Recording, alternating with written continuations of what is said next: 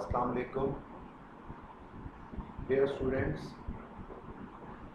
आज का जो हमारा टॉपिक है वो कुछ पैरामीटर्स हैं जो प्रोजेक्टाइल मोशन में हमने कैलकुलेट करने हैं। लास्ट लेक्चर में ये बात हो चुकी है कि प्रोजेक्टाइल मोशन 2 डायमेंशनल मोशन होती है। इसका मतलब ये है कि एक body at a time 2 axis के अंदर मूव करती है, along X axis, along Y axis, या कोई भी 2 एक्सिस। इसके बारे में मैं बहुत एक्सप्लेन कर चुका लास्ट लेक्चर के अंदर। अगर बॉडी हॉरिजेंटली भी मूव करे और वर्टिकली भी मूव करे, इसका मतलब वो हॉरिजेंटल डिस्टेंस भी कवर करती है और वर्टिकल डिस्टेंस भी कवर करती है। और वर्टिकल डिस्टेंस को हाइट भी कहा जा सकता है। तो हमारा सबसे पहला पैरामीटर हाइट ही है।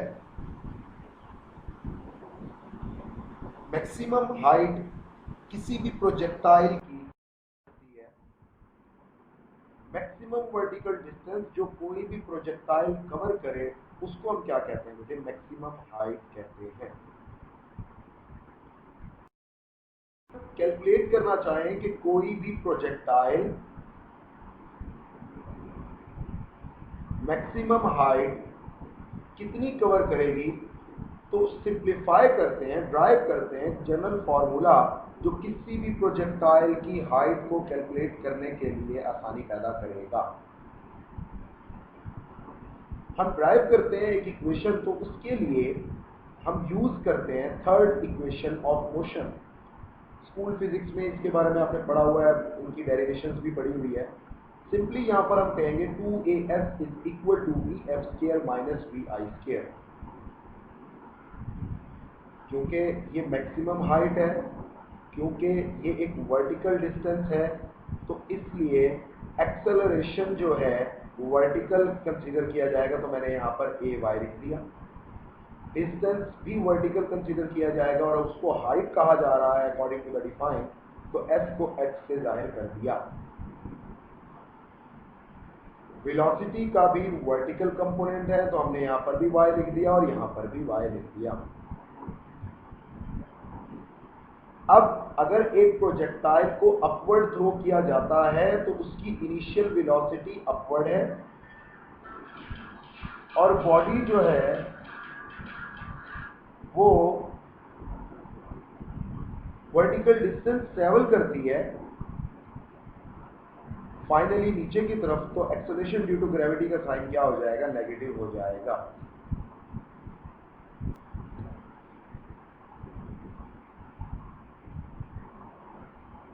हमने third equation of motion use की। एक्सेलरेशन ड्यू टू ग्रेविटी का साइन नेगेटिव है।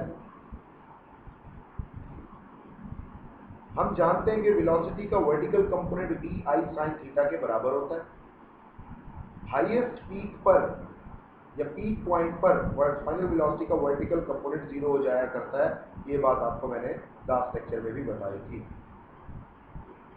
कि अगर आप एक प्रोजेक्टाइल को अपवर्ड थ्रो करते हैं तो ऊपर की तरफ जाते हुए हॉरिजॉन्टल कंपोनेंट में वेलोसिटी के कोई चेंज पैदा नहीं होता, जबकि ऊपर जाते हुए वर्टिकल कंपोनेंट इंक्रीज होता चला जाता है और हाईएस्ट पॉइंट पर पहुंचकर वर्टिकल कंपोनेंट 0 हो जाता है। इसी तरह अगर बॉडी नीचे की तरफ आ रही हो, प्रोजेक्टाइल नीचे की तरफ आ रहा हो, तो हॉरिजॉन्टल कंपोनेंट चेंज नहीं होगा, लेकिन वर्टिकल कंपोनेंट नीचे आते हुए इंक्रीज होता चला जाता है।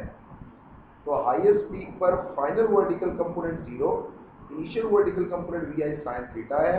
तो हम यही वैल्यूज इक्वेशन नंबर 1 जो हमने यहाँ पर ये ड्राइव की है, third equation of motion consider की है, इसमें हम पुट करते हैं तो हमारे पास जो वैल्यूज आती हैं हाइट की, जो इक्वेशन आती है वो VI square sin square theta over 2G।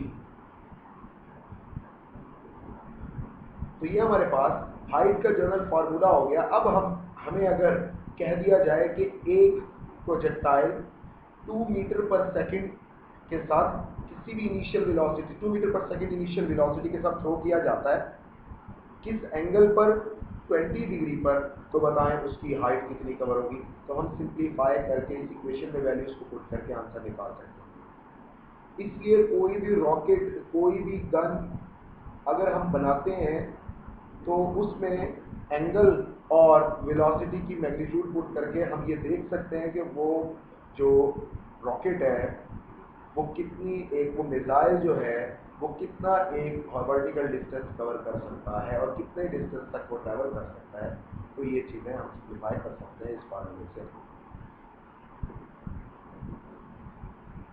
अगर एक बॉडी प्रोजेक्टाइल मोशन परफॉर्म करती है, 2 डायमेंशनल मोशन परफॉर्म करती है, तो जितनी देर वो बॉडी हवा में रहती है वो टाइम ऑफ फ्लाइट कहलाता है। तो टाइम ऑफ फ्लाइट क्या हुआ?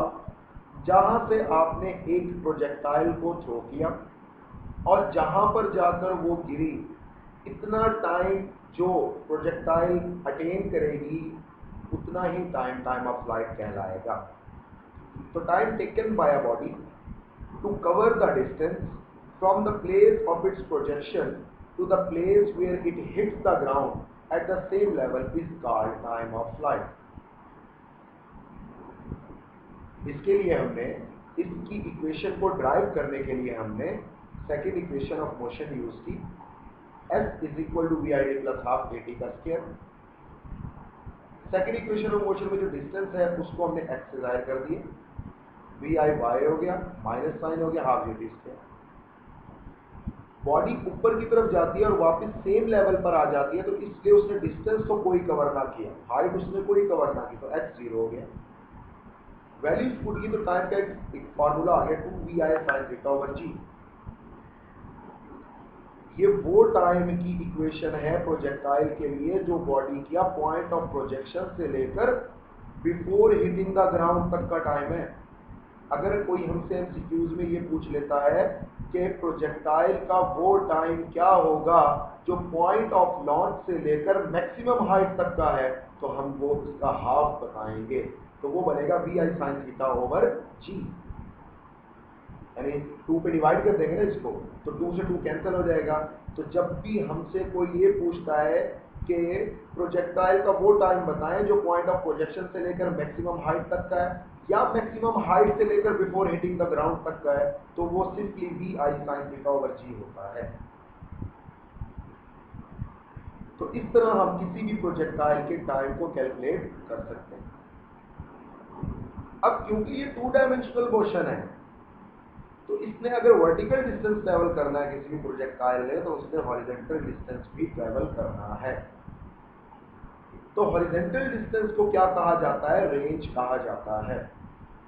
अब हॉरिजॉन्टल डिस्टेंस मालूम करना है, रेंज मालूम करनी है, तो हमने उसके लिए इक्वेशन सिंपली यूज की s is equal to v multiply by t। क्योंकि ये हॉरिजॉन्टल डिस्टेंस है तो s की जगह पर x, वेलोसिटी का भी हॉरिजॉन्टल कंपोनेंट t। हम जानते हैं कि वेलोसिटी का horizontal component vi cos theta के बराबर होता है, और किसी भी प्रोजेक्टाइल का जो टाइम है अभी ऊपर सिंप्लीफाई करके आए 2vi sin theta over g होता है। तो हमारे पास रेंज की एक इक्वेशन बन गई vi square over g 2 sin theta cos theta. Math का एक सिंपल फॉर्मूला है कि 2 sin थीटा cos थीटा बराबर होता है sin 2 थीटा के, तो इसलिए हमने 2 sin थीटा cos थीटा की जगह पर क्या लिख दिया? sin 2 थीटा लिख दिया। तो हमारे पास रेंज की एक इक्वेशन बन गई, हॉरिजॉन्टल डिस्टेंस की एक इक्वेशन बन गई किसी भी प्रोजेक्टाइल के लिए, और वो है V I square over G sine 2 theta. वो क्या बन गई भाई? V I square sine 2 theta over G. Maximum range क्या होती है? वो मैक्सिमम हॉरिजॉन्टल डिस्टेंस जो प्रोजेक्टाइल कवर करती है उसको हम क्या कहते हैं? Horizontal range, maximum horizontal range कहते हैं। वो सिंप्लीफाई करने के लिए हमने इक्वेशन यूज की r is equal to V I square sine 2 theta over जी। इसका मतलब रेंज डायरेक्टली प्रोपोर्शनल है किसके? एंगल के, साइन 2 थीटा के। तो इसका मतलब रेंज मैक्सिमम कब है? जब एंगल मैक्सिमम है। और साइन एंगल कब मैक्सिमम होता है? जब वो 1 के बराबर हो। तो साइन 2 थीटा 1 के इक्वल रखेंगे, साइन इज इक्वल टू इस तरफ जाकर इन्वर्स हो जाएगा, थीटा 2 उस तरफ जाकर 90 से डिवाइड हो जाएगा तो 45।